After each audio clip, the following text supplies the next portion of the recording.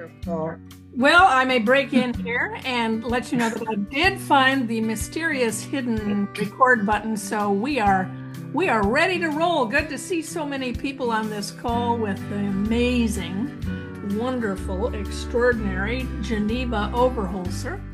And there's so many things I can say about Geneva, but one of the main reasons I thought to bring her on at this particular time is because she served as Ombudsman for the Washington Post. She's also the former editor of the Des Moines Register. And at the Post, she served as the newsroom's independent voice for readers. Of course, that position went by the wayside, I guess, as it has for all major newspapers. The Dallas Morning News, I think, was the last holdout, and they don't have that position anymore. But Geneva is involved and active in so many different forward things. Okay, let's see. I gotta mute that. Okay. Anyway, Geneva is active in all kinds of different journalism organizations, including some international. So as much as we probably all have plenty of things to say about the newsrooms and the legacy media of the past, I thought we'd try and focus on what's going on today. But first, and what Geneva thinks of the future of journalism. But Geneva, let me welcome you to Julie Gamick's Potluck. Julie Gamick's Potluck. I remember it well, and I don't even have to bring a dish to this one. I like it. It dawned on me when I was getting ready for this call that you were probably one of the first people I called back in the 1980s when I had been named the morning talk show host on WHO radio, and I had no radio experience. I was terrified. I had a phobia about public speaking, and I thought maybe if I surrounded myself with women I saw as powerful, that it might rub off on me. And you at the time were an editorial writer for the Des Moines Register. Right. And it came out in 1981. Yes, that's right. So it would have been right around the time you came out. This when we first did. So lots of water under the bridge since then, but that's one way to put it. Welcome to this potluck. Tell us what you think about the Washington Post and what is really going on with the layoffs that took place there recently.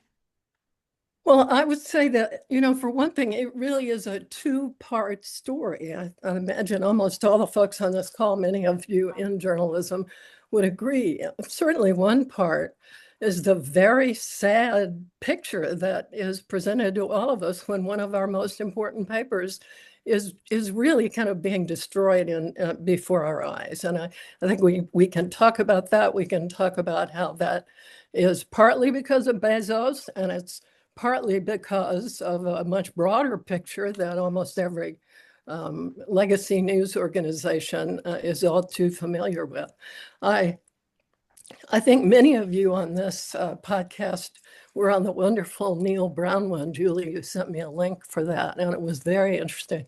So the Post, was not immune to any of those issues, but Jeff Bezos came in, and many people think that maybe billionaires like Bezos can save newspapers. And in fact, there are a couple of papers we are glad to have right now, and more than one. The Boston Globe is owned by a local wealthy man who owns the baseball team, and the Minnesota Star Tribune is owned by a wealthy local man who owns the basketball team. So, part of the story is Bezos, part of the story is the industry, and we can go on and talk about it. But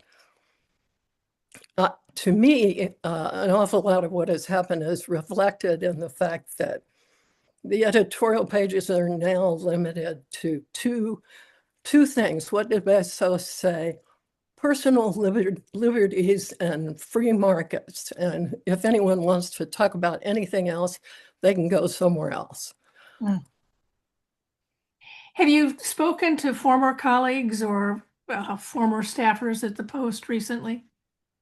Yeah, I'm on a Washington Post alumni group on Facebook.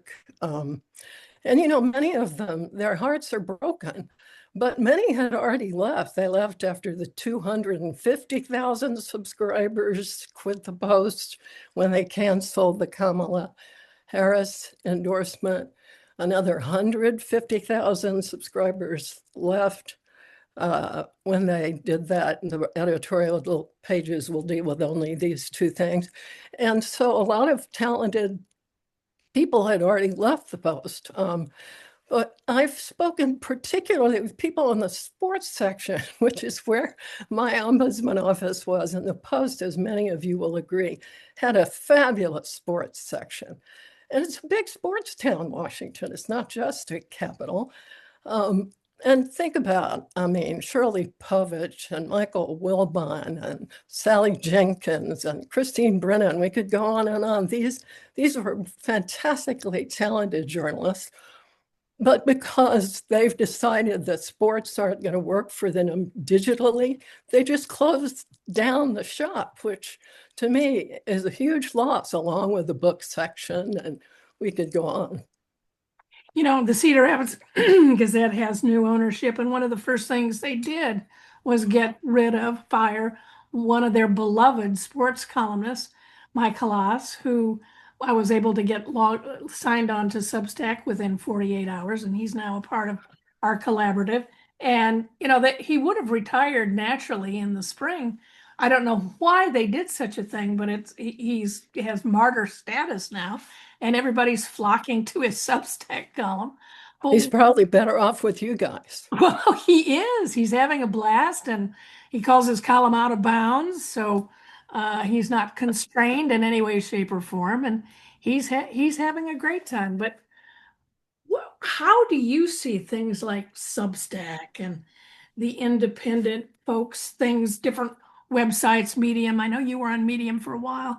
What role do you see that platform playing, or those platforms playing? Well, one huge role is that it gives talented people like you and so many on this call and the columnists you just mentioned a platform, and it gives us independence to say what we want to say. I I think part of what all of us are thinking about is how do we have a kind of a collaborative effort among the people who are on Substack or there was an interesting piece recently about how many websites there are in Los Angeles, which is also another interesting news town whose formerly terrific paper was gutted by its billionaire owner. And there are all these different wonderful websites, but having collaborations among them to give citizens a sort of broader picture than whatever little fractionalized niche you get feels like an important part. And Substack is full of amazingly wonderful writers. You know way more about it than I do. I think it's still part of a challenge in which our nation is fractionalized in our news sources. And it's very hard to understand how we are going to come together around any kind of common knowledge. Right. I'm going to open it up to folks on the call here in a minute. But before I do, talk to us about some of the boards you're on currently as it relates to journalism and the different innovative things that people are doing, to your knowledge. Well, you must have been looking at an old resume. I'm about to turn 78, and I am blessedly off all of my boards, but I do care about them, and I have followed them. And you and I spoke before we opened up. One thing I think all of us need to do is believe in the future and have hope about what is going on. And I look at different ownership models across the country of legacy newspapers, and I do see some that are working. We mentioned those two that are owned by actually kind of noblesse oblige billionaire owners, the sort of owners who were like the Coles, who owned the Register for 80 years, and the Grahams, who owned the Post for 80 years. I think that's an interesting thing to think about together. Two great jewels of newspapers owned by these families who really cared about it. But there are other models. There are wealthy men who have bought newspapers like the Philadelphia Inquirer or the Salt Lake Tribune and turned them into nonprofits. And there are obviously public outlets. You know, we are allergic in this country to believing that we will need to call upon the public itself to fund media, but not every country, not every democratic country feels that way.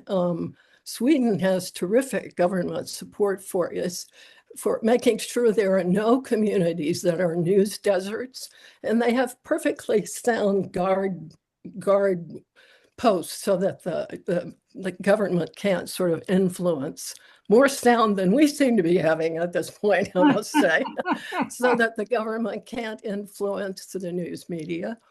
We have nonprofit news organizations galore. We have collaborations between public radio and former newspaper staffs, you know, so I think there are some terrific things coming up, and I feel hopeful. The fact remains we have really not cracked the question of how we support a news organization that has any real robustness financially. Right. And where I feel not as hopeful as I'd like to is that I believe in the end it will depend entirely on how much the public demands accurate information and understands that it will have to pay for it. And I wish we had news literacy courses here, as Canada has always had. Aha. So just for fun, I'm going to name you President of the United States for one 10-minute block of time. And you have a Congress that is supportive of what you propose. And you have the popular wind to your back. What, as a former journalist, sorry, Dudley's here. What would you propose and have worked through the Congress to provide the kind of support that legacy media needs, or media needs? Today's media needs, not legacy. Well, first of all, I would have previously have said there's no way in the world I ought to be president, but compared to the current situation, I have to say any one among us should be president. But first of all, if Bezos were a friend of mine, as he is of this president, I would say to him, won't you please sell the Post to a nice group of people who will make it into a nonprofit, because the Post really matters. As for Congress, I would definitely, and I don't know what all the best details would be, but if I had a Congress that was enlightened about how important reliable media are to a democracy. As by the way, did you see Nancy Pelosi gave a wonderful address about, you know, we won't have a free and fair press if we keep starving our best news organization. Anyway, I would find a way to work with Congress to ensure a continued form of public support to news organizations with very important guardrails to make sure it couldn't be taken over. But that, you know, I don't think that's the main solution, and I'm not sure it's really the presidency.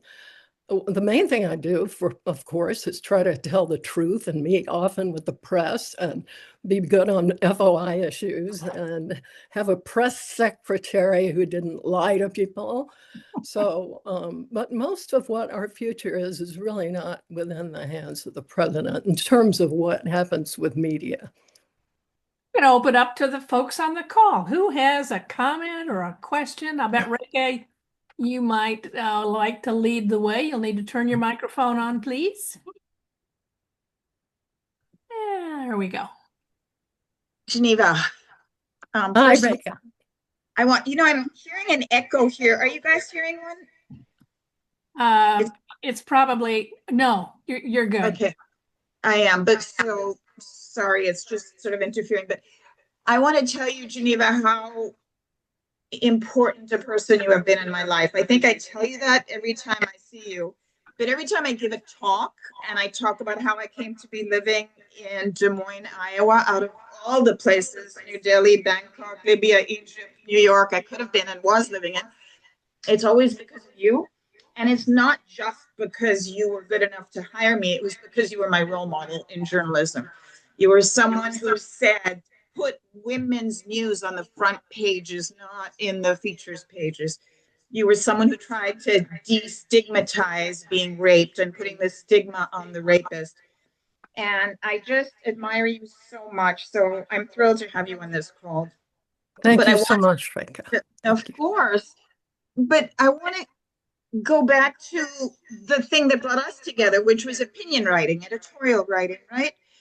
Yes. I mean, what do you think about the fact that so many newspapers are not running editorials or columns anymore, opinion columns anymore, or like the Des Moines Register, they're doing it only 2 days a week? What do you think the concern is there? Is it really a fear of antagonizing readers because of taking strong positions? And is that because of Trump suing the Register and things? I mean, how? And also, I guess, talk a little bit about what you think it does to the reading public to not have a plethora of really provocative and thoughtful editorials and columns to read every day. Well, I would add that some of the ones that are continuing to have editorials or opinion columns are demanding that they all be of one voice, which I'm sure you would agree is not at all what we seek. So I do think that particularly on the endorsement question, they're really just chicken. They do think they'll drive away people. And of course, having sat in that Des Moines Register, editorial board and met with all those candidates, we never thought that because we endorsed somebody, that would mean he or she would win. What we thought is we owe it to the public, because we are privileged to have this access, to give the information that we have to share with them. This is our best judgment based on all the opportunities we've had to speak with people. So, but I think it's chicken on the endorsement front. But, I think if newspapers are thinking we don't want to do opinion columns because we don't want to offend people, they ought to consider how many, go back to Substack and all the other places where really thoughtful people are writing opinion columns, which people find very, very interesting. Unfortunately, too many people, I think, just go to the ones that scratch their own itch and then they become more entrenched in. But when the newspapers that offered pluralistic offerings on the editorial pages, we surely did, I think you'll agree, that was one of the parts of the paper people were most loyal to. It's certainly one of the parts of the paper people write the most editor letters to. So I don't think I've answered all parts of your question, but it greatly concerns me. I guess the main thing I'd say is we're not suffering a dearth of available, thoughtful commentary. And some of the people who felt constrained, for example, on the Times, have gone and can speak in a fuller voice on Substack. So there's some positive too.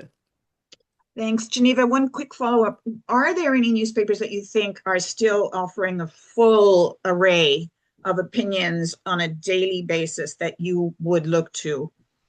Well, I think The Guardian, which, by the way, is another paper that is operated by a trust. The Guardian, which has a very strong U.S. presence. I mean, now everybody is aware that not only is it a British paper, I know you know this, but I think it offers a very rich array of opinions. So I would offer that up. I also think NPR is underestimated at how many different voices. It's not opinion columns, but it definitely reflects a lot of different viewpoints very carefully. I love NPR. Me too. Thank you. All right. Thank you. Who's next? Who would like to say hello to Geneva? And Carl Schilling, what in the world are you doing with a suit on? No, I shouldn't ask that. It might be a funeral. Sorry about that. No, it's all right. I was just at a hearing on I do some volunteer lobbying, so I came from a hearing. Oddly enough, on a newspaper issue, having to do with whether public employees would be required to print or release allegations if they terminate someone. So say more anyway, about that. Is it a bill in progress? Is it? yeah, it is. Let me see. House File 2388. It was a subcommittee hearing. They made no decision today. Okay. Were you testifying on behalf of? My old union, Iowa United Professionals. Okay. All right. Well, that's interesting. That's where Randy Evans is, right? He's on the Hill today. Yeah. He wants to know what. Thank you, Carl. Randy wants to know what you're reading these days, Geneva, to keep you grounded and sane. I'm afraid that I am not keeping grounded and sane, but I am reading wonderful novels. I see Mary Wagner on here. She and I are always exchanging, what have you just read? What have you just read? And I'm loving that. I think we need to allow ourselves, we all feel we ought to be out. I shouldn't say we all feel. Many of us feel we ought to be out in the streets. Why aren't we all out in the streets protecting our democracy? But you can't feel inadequate all the time or miserable all the time. So I faithfully read the New York Times. I have been a faithful reader of the Post. I want to say one more thing. About the Post. Bezos has done terrible things to the Post, but he has not, as of yet, kept it from doing real reporting on the Trump administration, which is very interesting to me, because what's the last reason that he's holding on to it? He said he wanted this will be the thing that I think about and feel good about when I'm 90, and now he's just running it into the ground. But he is still allowing the news side to report, except on itself. They didn't cover these horrible layoffs, except piteously light and late. But I'm not answering the reading question because I don't have a whole lot to report. I do read The Guardian. I do read a lot of things in Substack. I read The New Yorker, although like most of us have big stacks of them. I'm very impressed with The Atlantic. I think The Atlantic is doing terribly good work. I read local. We have in New York, I don't know if we have other New Yorkers here, but one of the boards I was on for a long time is the CUNY Newmark Graduate School of Journalism board. I think that's one of the most important journalism schools in the country. It brings generations of people of color and immigrants and all kinds of people into the bloodstream. We badly need them in journalism. But they run a news outlet called The City, and it is the reason we know what Eric Adams was doing by way of the many different corrupt practices he was involved in. It's the reason we know a lot. The Times has never been a great local newspaper. It's a great paper. I've got my beefs with it, but I'm very glad to read it thoroughly. But anyway, The City I read regularly because it's doing great reporting. I'd like to know what Randy reads. Well, he just subscribed to the Minneapolis Star Tribune because of their Minnesota Star Tribune. They changed the name. Minnesota, yes, thank you. But it's a great paper, and look what it's doing in witnessing. Talk about witnessing. It's great. The Boston Globe is still a great paper. There are other great metropolitan dailies. All right, so let's see. Who else? Bob Leonard, I see you're on the call. Bob Leonard's a member of the collaborative. He's doing a terrific job. I'm going to see if he's able to join the conversation. Anyone else who is part of the collaborative and able to be on this call, I'll call on you as well. Bob? I'm here. Julie. Where are you? Well, I'm trying to figure out how to be seen. Just a sec. While you're trying to be seen, go ahead and say hi to Geneva and ask a question or make a comment. Well, you can see I'm painting. That's great. So, I'm here.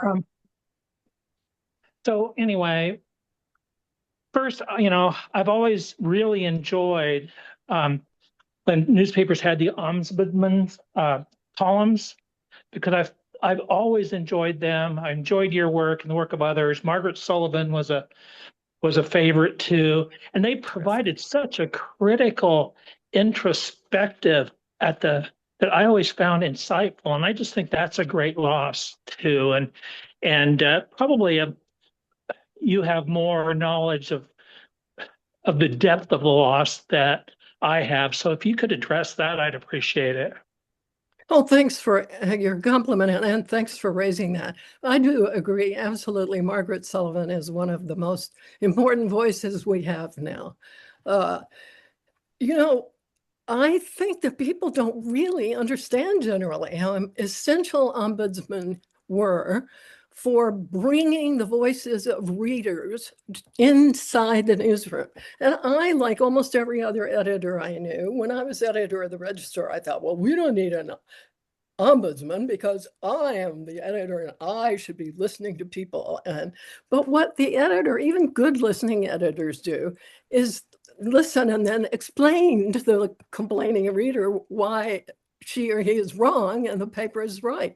It's a very different thing to have a genuine, critical, not always negatively, but a critical voice. And the Washington Post fundamentally originated this in the US, and they did it very bravely. I mean, it was a really independent position. You were even on a different health care plan. And you had two fundamental responsibilities. One is listen to all the readers, and the other one was to voice what the readers said, but also add your own opinion. And they hired people who understood journalism, people with real journalism records, so that there would, if there was a chance the news side was going to listen, that maybe they would listen. At least they wouldn't think, oh, well, you know, she doesn't have any idea what newspapers are like. So, but I still found within the Post newsroom, people are going, you listen to those fools, you know? But even at the Post, I mean, it really did make a difference. Think of the numbers of times that you were able to just really bring to bear an important question and be heard. And writing a weekly column did give readers more of a feeling, I think you're implying this, Bob, that the paper was listening and could consider these issues, but it also helped readers make a more critical decision about their thoughts about the newspaper.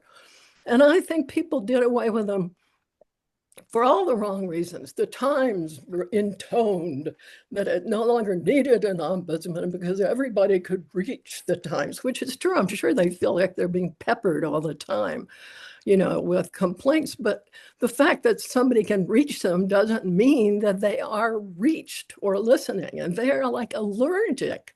I feel that they just armor themselves against critique. So I'm sorry to carry on in a sermon, but I think it's a real loss. And we don't really have as many media critics as we used to have either. So Margaret's voice continues to be absolutely key in that regard. Have you ever thought about a Substack column on media criticism or? You know, I do write about the Times from time to time. And mostly I write to people at the Times.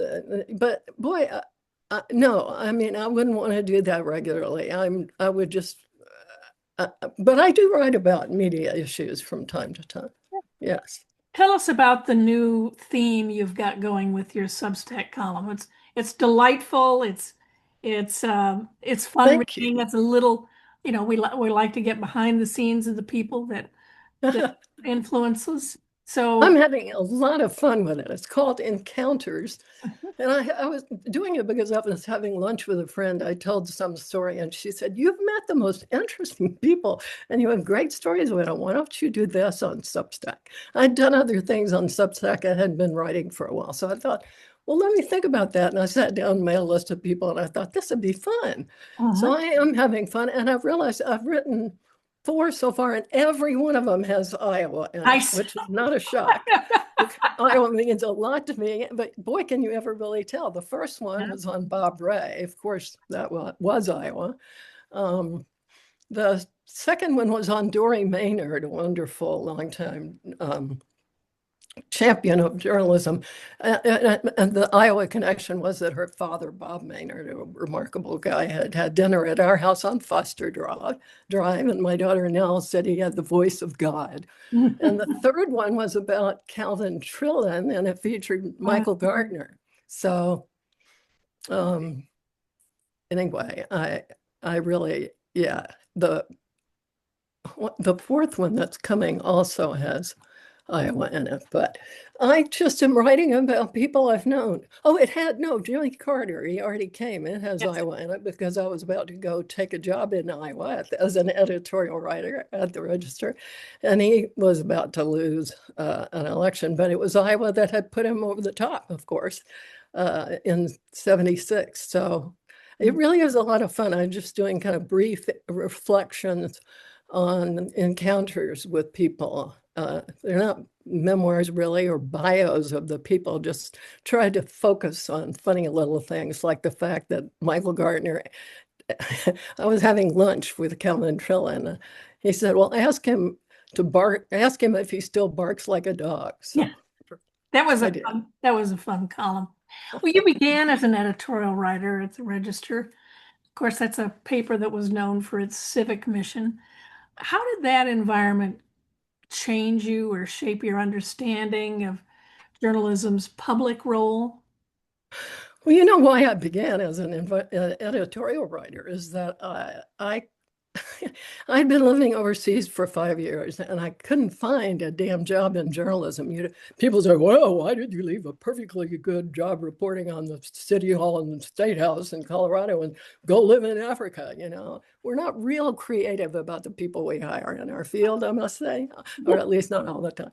Anyway, and then I freelanced in Paris for a couple of years. Well, you were freelancing. And then I had this fellowship. What I finally did was listen to a wonderful man named Gil Cranberg, who had been chasing me down for several years. And because I had written to him when I was freelancing, I was doing op-ed pieces on issues that both France and the US were struggling with, like anti-smoking campaigns or solar energy. And he wrote back and said, I don't have much of an op-ed budget, which was always true, right, Rick? I think we didn't have. Anyway, but you have a really interesting resume. He's the only person who ever said that. So I finally listened to him after 5 years overseas and 2 years in Washington. And the job he had was on the editorial page. And by then I had a little child and I thought the hours I used to spend as City Hall reporter and State House reporter, I was probably not as likely to want to spend. Not that editorial writers don't spend a lot of hours, but they tend to be more regular. So the environment was wonderful. I mean, I came out to Iowa and was able to learn so much about it because at first I was writing editorials on local affairs. So it's a great way to learn the state. And I just completely fell in love with Iowa. It was a great place to have a young family. And Cranberg is just one of the marvels of Register history. Certainly was. Yes. Then you became editor. That's kind of a big change from one position to the other. Well, no, you went to the New York Times. You hopped over a few things. Yeah. But I mean, from the Register's newsroom. Right. Yeah. Sorry about that. So, I went from the editor. I was deputy editorial page editor to Jim Flansburgh, which is we could have a whole nother podcast. That's right. And I went for a Nieman Fellowship at Harvard. And while I was at Harvard, the paper was sold, and a lot of people at the Register at that moment got nice job offers elsewhere because they fit people, they figured. Might not want to go back to Gannett. And so I went to the New York Times to be on the editorial board there. But then Charlie Edwards called me and, imagine being invited to come back as editor of the Register. First I said no, because it was preposterous. And also because I was enjoying being at the Times. And then I called Howard Simons, who was the curator at the Nieman Foundation. And I said, and he said, Overholser, you're a lot stupider than I thought you were if you're turning down a possible job as editor of the Des Moines Register. So I called Charlie back. And man, that was the most extraordinary professional time of my life, as you can imagine. But I did feel every day of almost all those 7 years that I was hanging on by my fingernails trying to preside over what inevitably felt like the decline of a great newspaper. I think we still did phenomenally good work, and I'm very proud of it. But man, it was hard, and it was hard on Charlie. Gannett, of course, yeah, it was very hard. Yeah, yeah. If you were to advise Geneva Overholser at age 25 about journalism today, what would you say? Geneva Overholser, 25 today, has stars in her eyes about being involved in journalism. What do you say to her? How do you advise her about the path to take? Well, I did that. The last full-time job I had was to run the journalism school at the University of Southern California. Yeah. So I looked at a lot of those 25-year-olds who were getting their graduate degrees and 21-year-olds who were getting their BAs.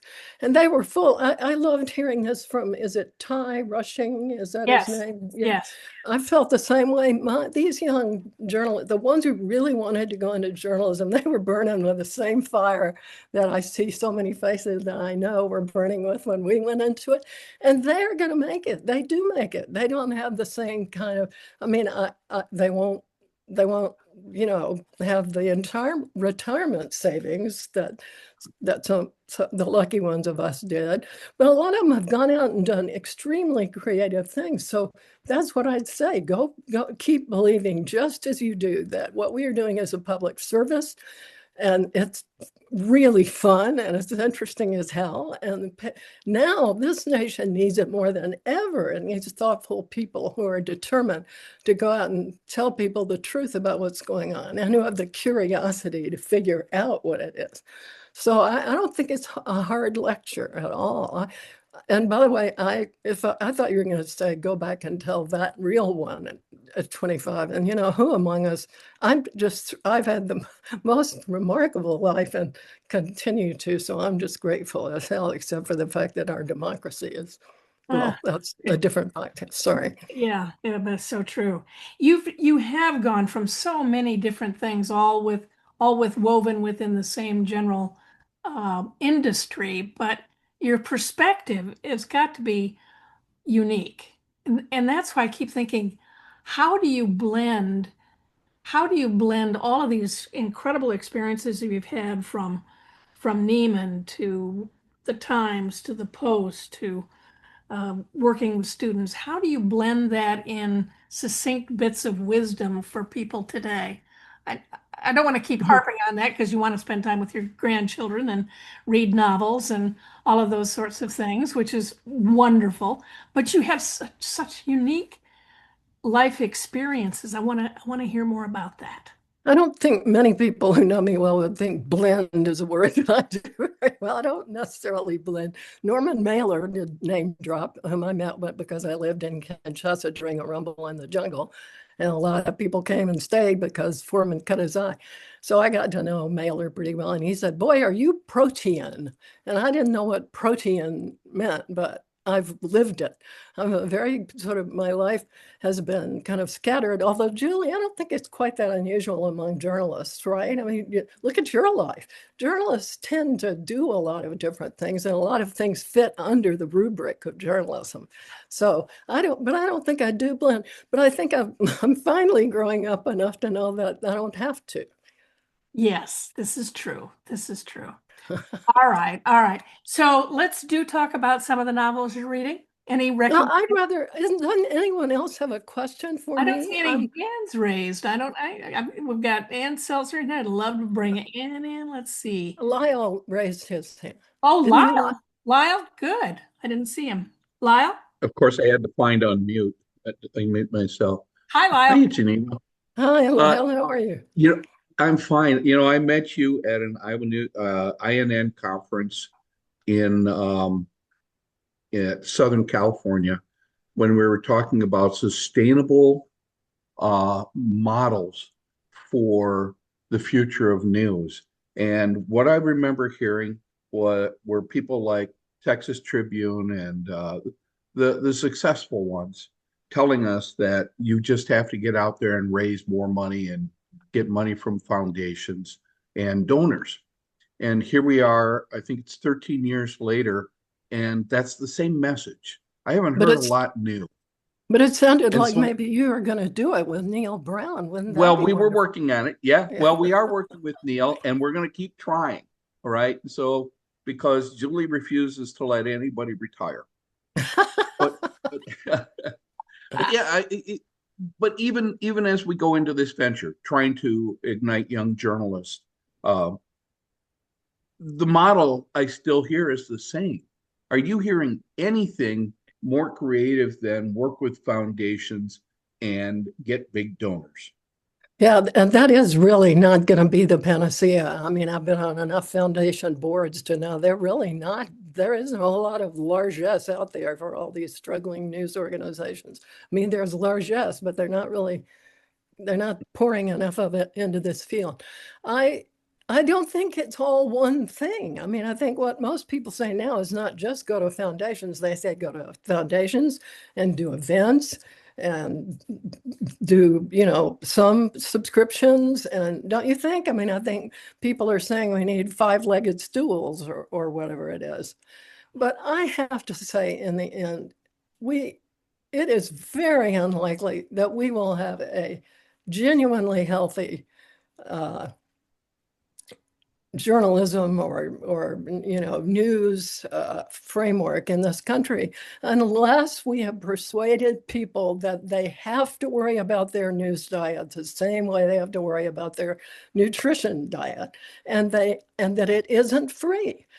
I just don't think, trying to keep on doing this, even if nobody, is going to pay for it, can possibly be the overall success. So I think subscription models have to be part of the deal. Are you thinking about that? Are you doing that?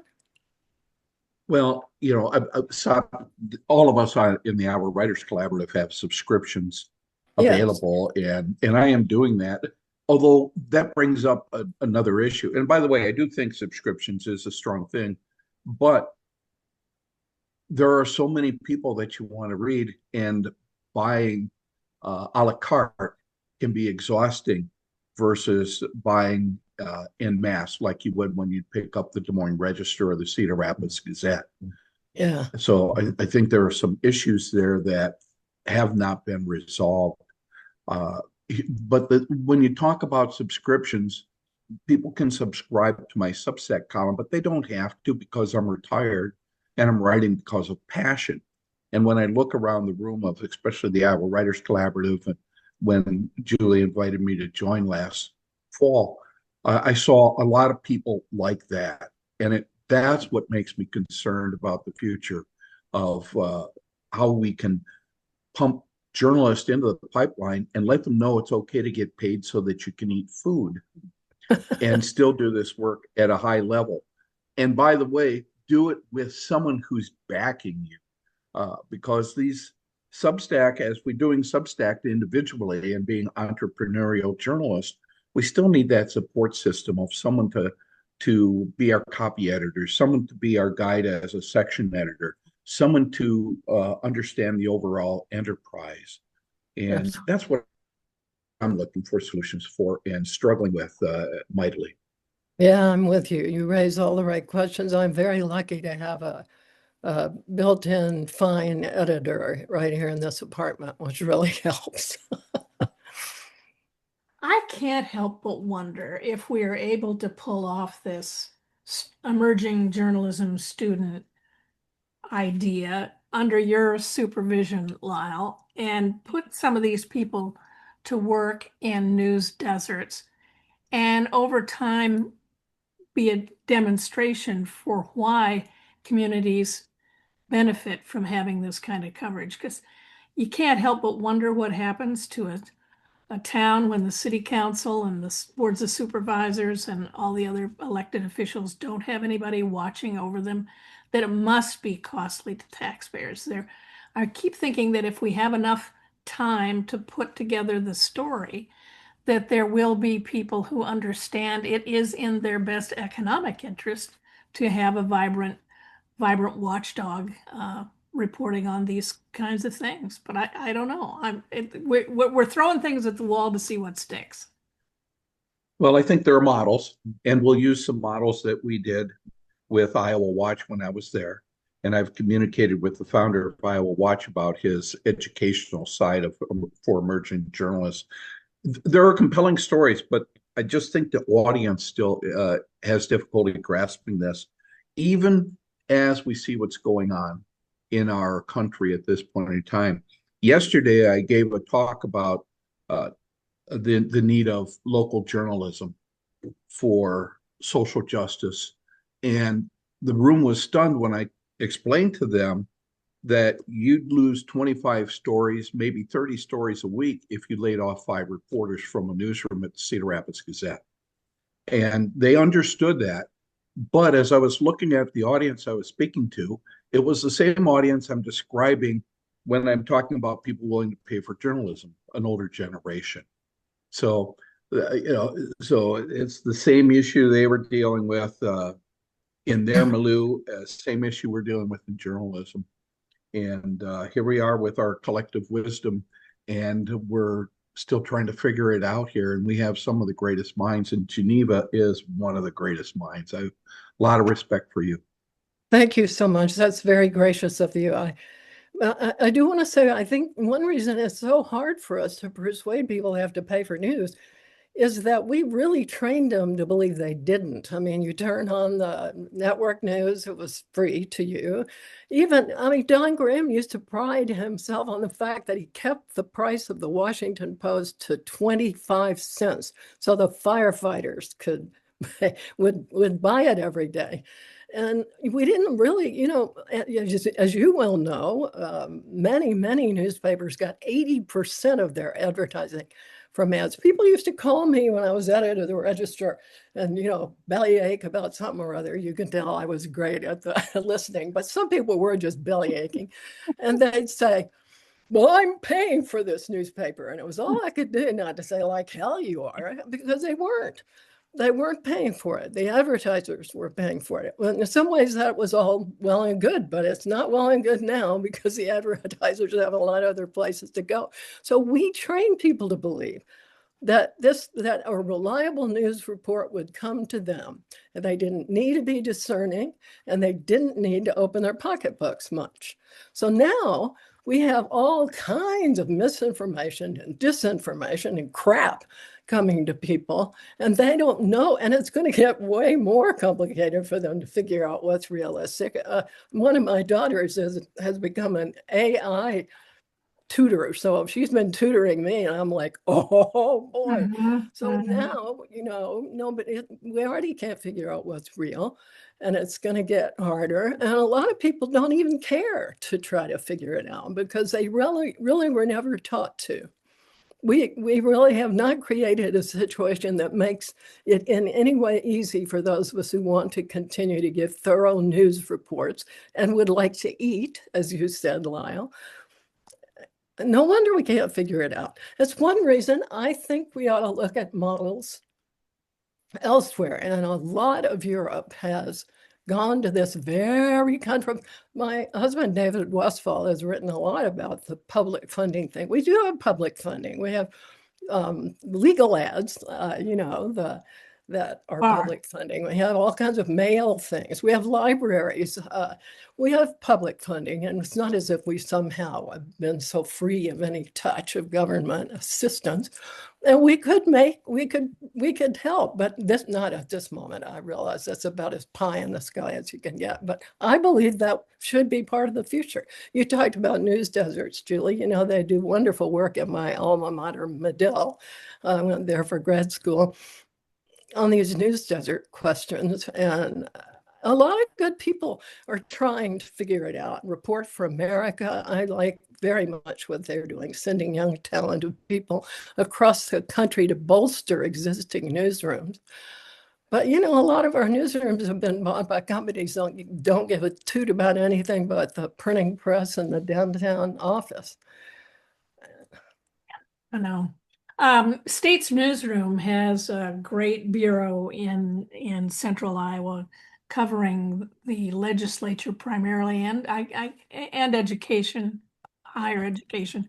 Kathy Obradovich is the leader of that organization. We have an alliance where she picks up some of our commentary, runs it in Iowa Capital Dispatch.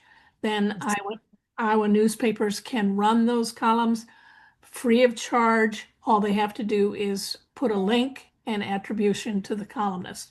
So it's a bit of a win-win.